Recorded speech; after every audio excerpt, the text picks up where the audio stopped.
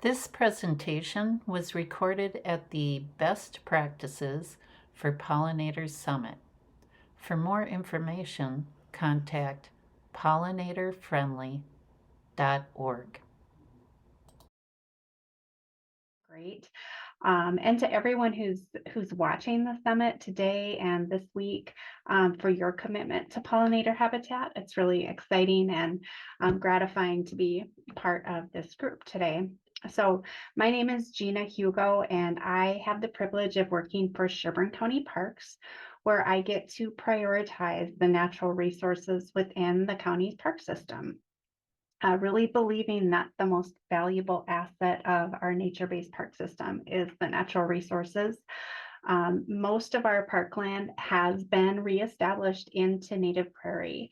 And most of these native prairies have been converted from conventional agriculture that were in annual row crops, specifically corn and soybeans. And if not, then for prairie restoration, we used conventional site prep methods, including mechanical and chemical. But today I'm going to talk about two projects that really called us up to the plate to employ other methods to convert old fields. And you can go to the next slide. So for a bit of context, we'll just wait till she gets there. Sorry, I am working on it. That's okay. There we go. Yeah, just to kind of orient you all, Sherburne County is in east central Minnesota, smack dab in the Midwest, and it's almost fully encompassed by the Anoka Sandplain ecoregion, which is characterized by excessively drained, droughty soils, very coarse sand soils, and historically was vegetated by oak savanna and native prairie. You can go to the next slide. And the first project I'll share is at Graham's Park. And this is a 100-acre park with a mix of oak forest, forested wetland, open water wetland, and old hayfield turned prairie. Graham's is our most visited park and our most developed. It actually has a picnic pavilion. Our parks are very nature-based. There's no ball fields. There's no event centers. There's no frisbee golf. Very much about connecting with nature. And at Graham's, we've adopted a no chemical herbicide for trail maintenance policy. And we only use mechanical raking to remove the weeds from our limestone trails in an effort to protect all the people and the pets and the wildlife that visit the park and call the park their home. So on the next slide, you'll see our subject of this project. Oh, you can go back one, Karen. We wanted to hold to the same standard of no chemical for the prairie restoration in the field on the right of your slide. And this field is one that when you look at it, you just think it should be prairie. It's this expanse of 24 acres of rolling topography and a backdrop of oak forest. A native prairie was really the missing piece. Instead, it was a bland, ugly tapestry of introduced cool season grasses, primarily quack and smooth brome, and site challenges, including a desire to avoid chemicals and an inability to cultivate because of the extreme topography and the risk of erosion, and tons of gopher mounds. Very, very rough. This is a tough site. But a few years ago, I had mentioned this field to someone, and they planted a seed in my head about this site sounding like a great candidate for a trample seeding, which is a combination of planting followed by grazing animals so that their hoof action can ensure the seed contacts the soil and has a chance to germinate. And well, that was a pretty cool idea. And I was open to trying anything with the right practitioners and technical experts, and being able to overcome the cost barriers associated with bringing in a lot of grazing animals. So you can go to the next slide. And just when we needed it, help came along, an opportunity through our partners at the Sherburne Soil and Water Conservation District. HELP stands for the Habitat Enhancement Landscape Program, and it's administered through the Minnesota Board of Water and Soil Resources. The partnership quickly grew from between the county and the Soil and Water Conservation District to include the Board of Water and Soil Resources, the U.S. Fish and Wildlife, Private Lands Program, and the Xerxes Society. And you can go to the next slide. And our approach proposed using organic site prep methods, which included prescribed burning and leaned heavily on conservation grazing with 3 rounds of grazing prior to planting. And next slide. So our first step was to burn at the end of July, which is a very atypical time to burn. It was so hot that day, but our goal was to stimulate young, palatable, nutritious forage at a time when cool season grasses in Minnesota would rather shut down and be dormant. We believed that this would place the highest amount of stress on the stand. And you can go to the next slide. And it worked very well. The forage grew back very quickly. The fire removed all of the thatch. And we were able to deploy our first conservation grazers in the middle of August. So about 4 weeks later, because I believe the burn was July 20th. And we used a combination of sheep and goats, and we saw amazing results. They eat to the black. It was pretty extraordinary. Next slide.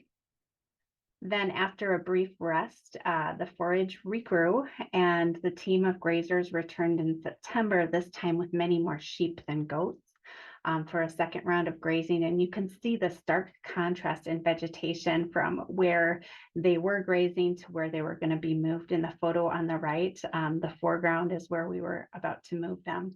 And then the paddock in the back is where they were currently grazing. So you can go to the next slide. Then the following spring of 2023 is when we planted the native prairie seed, and we followed with another round of grazing actually after we seeded, not having any fear that this would damage the seeding because it was so soon after the seeding that there was no chance that the seed had yet germinated. And then the hoof action could actually help to ensure the seed was pressed into the soil. Now this season in 2024, we will implement mechanical cutting and mowing, and add additional species with live plants. And we're adding live plant species that were either not available as seed or are not known to establish well from seed. But we're also including some plant materials that were in the seed mix that we want to strategically place where they can work their competitive muscle, like Karen talked about, in some isolated stands and low areas of reed canary grass. And typically, like Karen said, there's caution against using too many aggressive species in a seed mix. But where non-native competitive vegetation is a challenge, we're going to see if we can capitalize on the aggressive nature of some natives that can really hold their own. And a couple of examples for us include prairie cordgrass and monarda. And the list of species on this slide was put together with the combined experience of the project partners. And you can go to the next slide. So that's the Graham site. And then the second project I'll talk about is really only just begun. And it's on the county's recently acquired 2 inlets at Bade Hehaka Omash Kusaga Agans Regional Park. And this park landscape is being managed and developed in close consultation with 3 Minnesota tribal nations, and an adopted concept of a nature-based park consistent with the other parks in our system, where we're diligently working to restore and enhance native plant communities. And this is a place that will welcome walking on trails, observing wildlife, and connecting with nature. By the summer of this year, all of the fields outlined in blue north of the lake and the river will have been planted to native prairie, and really didn't require site prep because they had been in annual cultivation, corn and soybeans for decades, many, many decades. So we planted a cover crop of oats last summer, and of course we had a drought, so the oats didn't do much, but we'll be able to plant right into that this spring. So you can go to the next slide.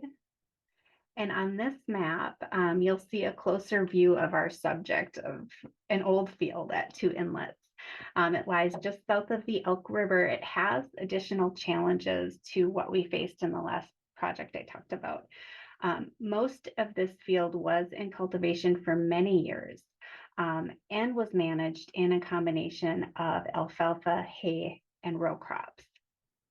The 20 acres of row crop, approximately covering the north 2/3 of the field, was last cultivated in 2020, and it promptly colonized into persistent cool season perennial grasses, mostly quack. Lucky us. And then less than 10 acres has been managed as alfalfa grass hay, and that's the southern 1/3, the southern kind of points of the field. Gopher activity is also very high here. And additional barriers include access. It's a landlocked piece, and while we do have an easement for access with the adjacent farmer, it just requires that additional logistics of notification and making sure the field roads are dry enough to drive on. So that it's just another layer of communications to add to the project. So you can go to the next slide. And so as an old field that's hard to access, it's already a difficult site, and it's really ugly. Karen said that a few times, and I thought it was really endearing. But this site has the added complexity of being a traditional cultural landscape.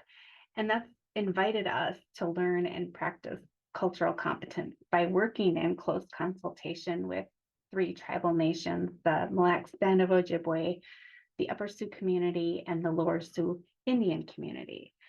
The entire landscape is sacred to Dakota and Ojibwe people. The map on the left is an example of an archaeological site map in a non-disclosed location. The black polygons represent the archaeological site.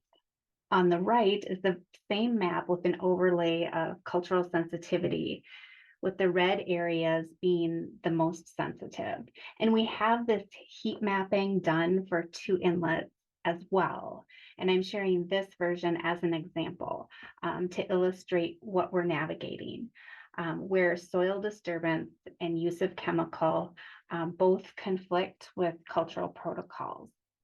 So here, more traditional methods of land management that avoid soil disturbance and chemicals are being employed because we want our stewardship of this landscape to honor cultural protocols every step of the way. And you can go to the next slide, which is my final slide. So this is a view of the field looking from the river, and in the foreground is reed canary grass, and that's not part of this project. But further out, you can see the veg line that is primarily the stand-up quackgrass that we're going to be working in. And then south of that, right against the tree line, is the little alfalfa field. And with this slide, I just want to be clear that these methods are not tried, tested, and true. In fact, I consider us extremely fortunate to be able to try to do better, knowing that our chosen methods may not yield the desired results. With that, I just remain grounded in the belief that land and habitat management is not a one and done. It's a relationship with the land and the vegetation that requires listening and observing. With that comes the responsibility to adjust next steps based on how the plant community responds to a given management step. And so our intended path, I have listed on the screen, but that may change. Our intent is to burn this July and mow in the fall, striving to rejuvenate the alfalfa just enough to get a good hard frost on the new growth, knowing that Alfalfa's new growth is sensitive to frost damage, but also trying to stress the quackgrass. And then in 2025, next season, we have a goal of mowing at least 2 times, really to emulate the stress of overgrazing. And we plan to mow in late spring and fall, again, targeting damage to alfalfa, but also stressing the quackgrass. And in 2026, after kind of cleaning it off for 2 years, we'll assess the results to determine the next best steps, with a goal of planting the native species in the spring of 2027. Luckily, the funding associated with this project goes through 2028. So we can push our planting date back to spring of 2028 should we need that additional season of site prep, and we just may. But this is rarely the case. Karen mentioned this. One of the barriers with getting thorough site prep is short timelines for cost share projects or grant funded projects. And so in summary, because I know we're getting there on our time, my portion of the presentation is not so much a how-to like Karen's was, but it's how we have approached and plan to approach old fields. And it's kind of an invitation to all of you to try some methods that work with nature and avoid chemicals that add to the toxic load of our natural world and may cause more harm to pollinators than we actually know. And if you do try things, document your process and your results and share them. Maybe here at the summit, Karen talked about the idea of a lightning round, which I think is brilliant. Doing that will help us all do better. And when we all do better, we all do better. That's a quote, right? I think it was Paul Wellstone. It's a great quote. But yeah, I'll wrap up there. Invite Karen to share anything else she thinks would be helpful at this point. Thank you so much, Gina. And yeah, I mean, I'm going to just reiterate and pause or kind of close this by offering an invitation to share your stories, either with us or, and I haven't even talked to Lori about this yet, but I hope that we could do kind of a series of case studies on old field conversions and what worked and what hasn't worked. And these could be, you could think of this as like your favorite mistakes or certain kinds of site prep techniques that have or have not worked, ideally with some results. If you have creative management strategies for remnants or how you've interseeded sites. I think there's so much hunger for this because we're starting to look at these areas of opportunity of degraded, abandoned sites and trying to put more attention on our lands and restore that relationship, but they're challenging sites. So that's going to come with a lot of hiccups and a lot of lessons that would be wise if we could share them with each other. So in the meantime, before that lightning round that might come next year or some other venue, you could check out blogs that have to do with this kind of work at the Prairie colleges. This is Chris Helzer's blog, from the Nature Conservancy. You can even search brome and try to find some of these conversion stories. The Grassland Restoration Network is also a really great site that has a blog with featured, it's a whole network, obviously, where people share their experiments and their stories. So until our lightning round of favorite mistakes comes to fruition, you can look for stories there. And from there, I think I'm just going to leave you with if I can advance the slides, our contact information, because we'd love to hear from you and learn your stories or help you navigate these tricky situations. I, like some of the previous presenters, am in a partner biologist role. I serve landowners and producers and anybody who interacts with land, really, in Minnesota and a little bit into Wisconsin. So reach out if you'd like to talk about this more.